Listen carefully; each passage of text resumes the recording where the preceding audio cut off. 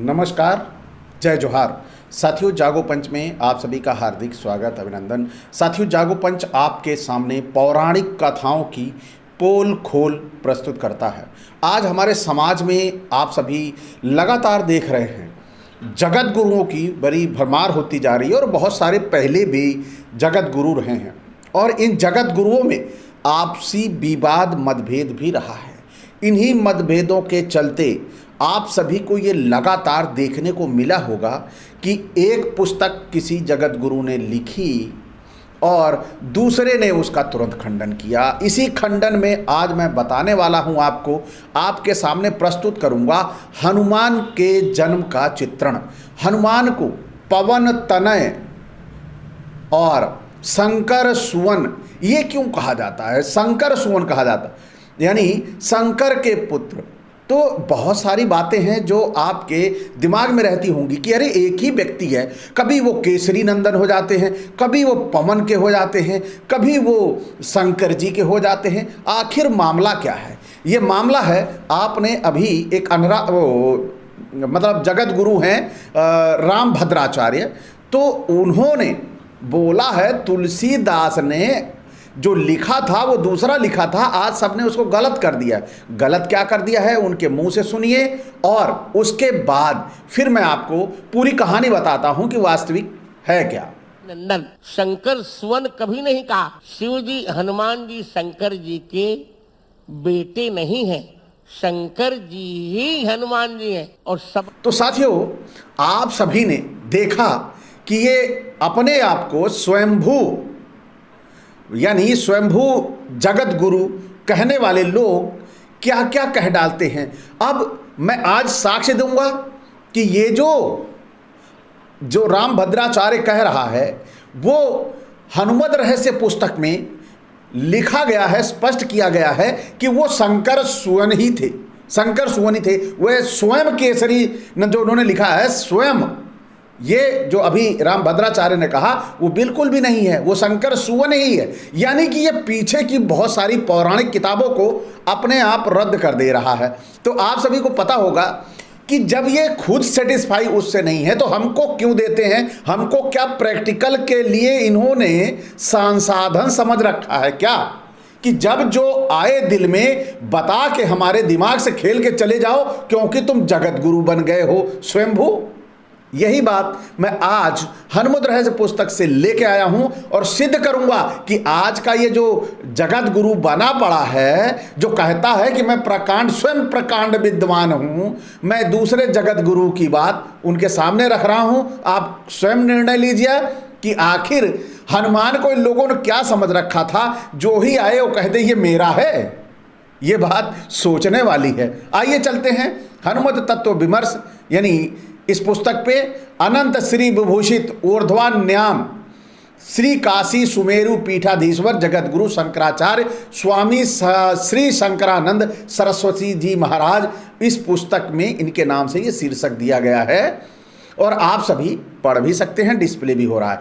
वर्तमान भारतवर्ष में सर्वत्र आंजनेय महाबल राम भक्त श्री हनुमान जी का आराधना, पूजन एवं स्तवन अबाल वृद्ध करते चले आ रहे हैं। सभी वर्ण, आश्रम एवं संप्रदाय के लोग पवन सुत हनुमान जी के जय घोष में आनंद विह्वल हो जाते हैं। विभिन्न प्रकार की कामनाओं की पूर्णता के लिए विशिष्ट पद्धति का अवलंबन कर महावीर हनुमान श्री की उपासना विद्वत जनों में प्रचलित है। इसी दृष्टिकोण से सुप्रसिद्ध विद्वान आचार्य पंडित शिवदत्त मिश्र ने हनुमत रहस्य नामक ग्रंथ का प्रणयन कर भारतीय जनता का महान उपकार किया है। ये उपकार कोई भूलेगा नहीं, क्योंकि अगर ये उपकार इन्होंने लिखा ना होता तो निश्चित तौर पर आज ये जो स्वयंभू जगत गुरु राम भद्राचार्य हैं, उन्हें तो हमेशा मुंह से यही निकल जाता है नराचार्य, तो जो निकल जाता है वह बार बार निकलता है इसलिए क्योंकि उनकी बातें ऐसी होती हैं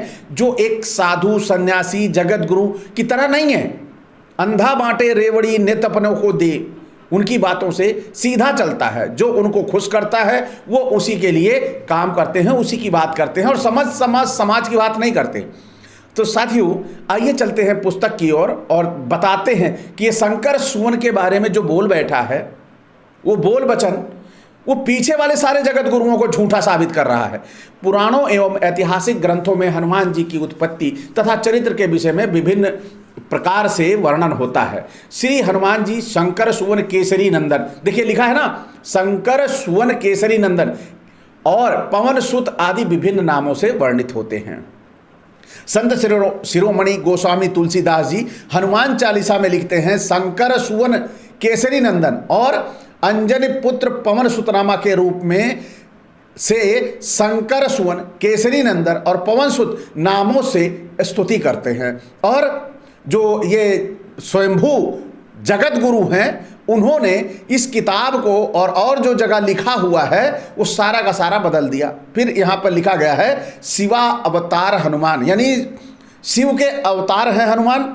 ये इस पुस्तक में भी सिद्ध हो रहा है, इस श्लोक में भी सिद्ध हो रहा है। वायु पुराण के आधार पर हनुमान जी भगवान शिव स्वरूप हैं। श्लोक आपको डिस्प्ले हो रहा है, दोनों श्लोक हैं, इसका हिंदी रूपांतर मैं दे रहा हूँ। कृष्ण कार्तिक कृष्ण चतुर्दशी भौमवार, ये भौमवार आज तक समझ में नहीं आया ये कौन सा वार है। स्वाति नक्षत्र मेष लग्न में अंजनी के गर्भ से स्वयं भगवान शिव के प्रकट होने के कारण श्री हनुमान जी को रुद्रावतार माना गया है। रुद्रावतार संसार दुख भार पार हारक। अब इसी तरह से एक श्लोक भी पूरा दिया हुआ है, आदि से स्पष्ट होता है कि वह शंकर सुवन हैं। और ये जो जगत गुरु राम भद्राचार्य बता रहा है वह पूरी तरह से झूठ साबित हो रहा है। तो इसका मतलब क्या है कि जिसका दिलाए जो चाहे लिख दे, और ये जो हमारा भोला भला समाज है ये पागलों की तरह इन्हीं के पीछे दीवाना होकर घूमता रहे। अरे पहले पीछे भी चेक करो कि कितने लोगों ने कहा है। अरे तुम्हें मानना ही है भाई तो उन सबकी भी मानो ना जो पीछे लिख गए हैं। पीछे वालों से ज़्यादा बुद्धिमान ये पैदा हो गए।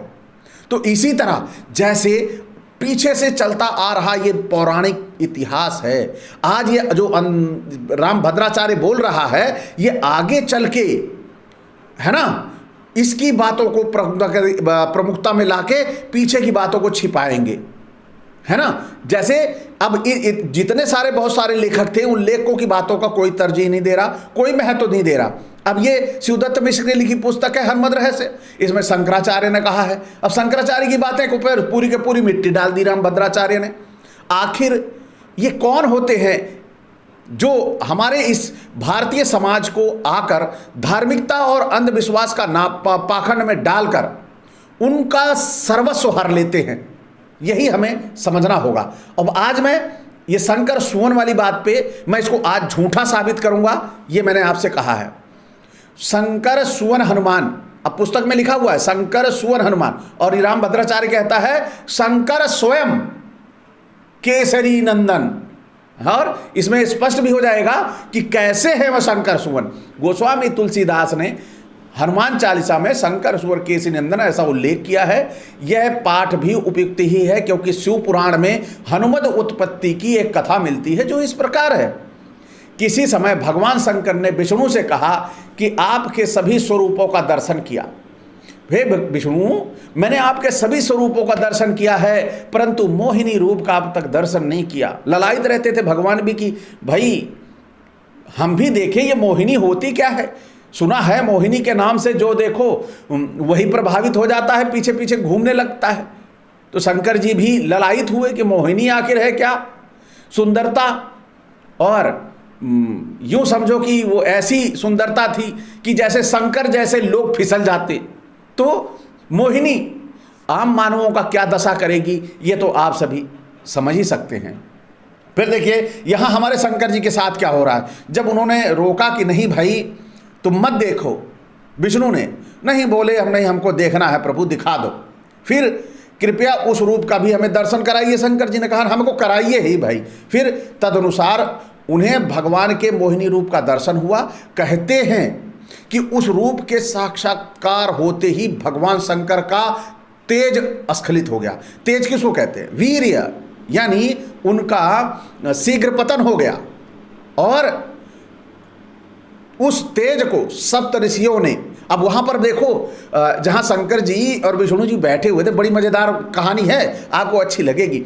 शंकर जी और विष्णु जी बैठे आपस में बात कर रहे थे, सारे सप्त ऋषि बैठे देख रहे थे ये दोनों बात क्या कर रहे हैं, और ये जो बात कर रहे हैं आगे क्या होगा ये भी पूरा सब जानते हैं। तो वहाँ पर देखो लिखा है, कहते हैं रूप के साक्षात्कार होते ही भगवान शंकर का तेज स्खलित हो गया। उस तेज को सप्त ऋषियों ने पत्र पुटक यानी दोने में रख लिया। सप्त ऋषि बैठे चारों तरफ से देख रहे थे, ड्यूटी कर रहे थे कि आखिर भगवान जो कुछ करेंगे हम लोग उसमें देखते रहें, जानते रहें, नहीं तो लिखेंगे क्या किताबों में। फिर जब वो सप्तऋषि देख रहे थे भागे भागे गए और वहाँ से दोना लिया, बना लिया होगा पत्तल जिसमें आप लोग बतासे वगैरह खाते हैं, छोटी छोटी दुनिया होती हैं, उसी तरह का दोना होता है, उसका बड़ा रूप। तो वो ऋषियों ने उठाया और दौड़े दौड़े पहुँचे और अब वो वीर्य जो है उस पत्तल में दोने में रख लिया। बताइए कितने ऋषियों को कितना आनंद प्राप्त होता होगा कि इन प्रभु का साक्षात वीर्य लेके घूम रहे हैं, साक्षात इनको प्रभु का वीर्य मिल रहा है। ये सप्तऋषि कितने भाग्यशाली हैं, सोचने वाली बात है। तो आगे देखिए, पश्चात रखने के पश्चात राम कार्य के निमित्त शिव की प्रेरणा से गौतम पुत्री अंजना के कान के द्वारा सप्त ऋषियों ने स्थापित कर दिया। अब देखो सप्त ऋषियों में कितनी बड़ी शक्ति थी, वो भागे भागे वहां से लेके चले गए और कान के जरिए क्या किया, उनके गर्भ में स्थापित कर दिया। इतने तगड़े शक्तिशाली ये सप्त ऋषि हुआ करते थे। और ये कल का राम भद्राचार्य बता रहा है कि वो शंकर सुवन नहीं है। तो ये सोचने वाली बात है, क्योंकि ये पूरा शिव पुराण को झुठला रहा है। आगे फिर चलते हैं, आगे देखते हैं। इस विषय में दूसरे ढंग से भी एक कथा मिलती है।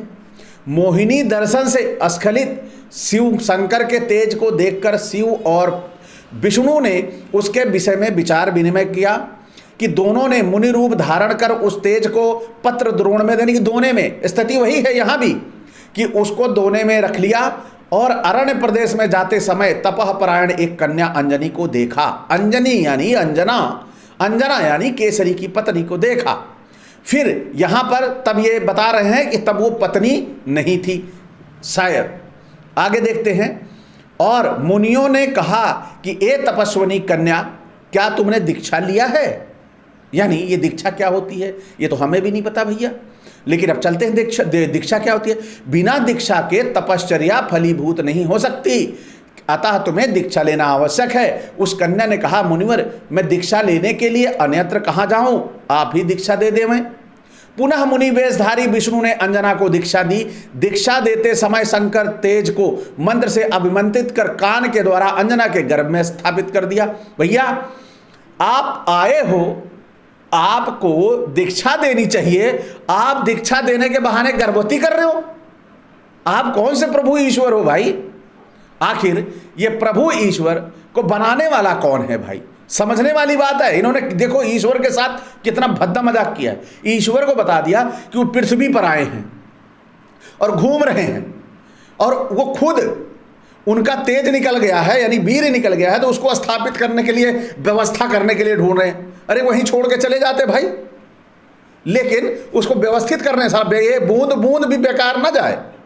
ये बात यहाँ पर आपको देखने को मिल रही है। दीक्षा देते समय अभिमंत्रित करके कान में स्थापित किया, इसलिए हनुमान जी शंकर सुवन कहलाए। तो साथियों आप सभी ने देखा कि किस प्रकार यहाँ पर व्यवस्था करते हमारे प्रभु नजर आए। तो क्या ये प्रभु के साथ बड़ा मजाक नहीं लगता आपको? क्या प्रभु ऐसे हो सकते हैं कि वो अपना क्षीर सागर, बैकुंठ और कैलाश छोड़कर, कैलाश भी यही पृथ्वी पर है फिलहाल, हम कैलाश मानते हैं कि यहाँ से बाहर होगा क्योंकि यहाँ नहीं होगा, कि नहीं तो अक्सर हम लोगों से शिव की मुलाकात तो हो ही जाती। कभी नंदी पे बैठे निकले जा रहे हैं, कभी वैसे ही घूमने जा रहे हैं, या वो तांडव वहाँ किया करते तो कुछ ना कुछ तो हम लोगों को पता लगता। लेकिन ये सारी चीज़ें कब दिखाई नहीं देती, तो इसका मतलब यहाँ से कहीं से बाहर ही होगा। फिर पहले ये पृथ्वी पर आ जाया करते थे और ऐसे घूमते हुए नारियों को गर्भवती कर जाया करते थे। क्या ऐसे भगवानों की कल्पना हमारे दिमाग में आनी चाहिए, जिसे हमने सर्वश्रेष्ठ, सर्वशक्तिमान, ब्रह्मांड का निर्माता सूर्य जैसी शक्तियों का निर्माता बता रहे हैं, और उसके लिए हम बता रहे हैं कि वो इतना उतावला हो गया तुम्हारी तरह, जैसे तुम हो, तुम्हारे अंदर सहन शक्ति इतनी नहीं है कि किसी की सुंदरता को देख के प्रभावित हो गए, उसी तरह तुमने सोच लिया कि तुम्हारा भगवान भी होगा, कि तुम्हारा नहीं संभल रहा है अपना तेज, तो इसी तरह शंकर का भी तेज नहीं संभलता होगा। यह है ईश्वर के साथ छल करना, ईश्वर के साथ धोखा करना, ईश्वर के बारे में जो बुरा सोच सकता है सर्वशक्तिमान कहकर, वो कितना बुरा हो सकता है ये आप सभी समझ सकते हैं। और साथियों, इसके बारे में गहन अध्ययन करिए, क्योंकि आज आपके सामने फिर से जगत गुरुओं का भंडार लगा है, और वही जगत गुरु पीछे से भी चलते आ रहे हैं। तो इन जगत गुरुओं का ये क्या है खेला, इनको कौन प्रमाणित करता है, या वहां बैठ के स्वयं ये एक दूसरे को जगत गुरु बनाते चलते हैं, कोई ऐसा प्रमाणीकरण नहीं है कि जिसकी वजह से पता चले कि ये एनएफएस तो नहीं, नॉट फॉर सुटेबल तो नहीं, ये इस लायक है भी कि नहीं। तो ये स्वयंभू जगत गुरुओं से बचिए और अपने समाज और देश को भी बचाइए, अन्यथा अंधविश्वास और पाखंड के कुएं में गिरेंगे, दोबारा कभी भी आप मानव जीवन जीने के उपयोगी नहीं रहेंगे। तो साथियों, आज का ये वीडियो आपको कैसा लगा? अच्छा लगा हो तो लाइक करें। साथ ही जो साथी यहाँ तक देखते आए हैं, उन्हें लगता है कि जागो पंच जागरूकता पर एक वीडियो बनाता है, तो आप चैनल को सब्सक्राइब अगर नहीं किए हैं तो सब्सक्राइब करना ना भूलें। साथ ही बेल आइकन की घंटी दबा लें, जिससे हमारे वीडियो का नोटिफिकेशन आपको त्वरित गति से मिल जाए। इसी के साथ मैं विदा चाहूँगा। नमस्कार, जय जोहार।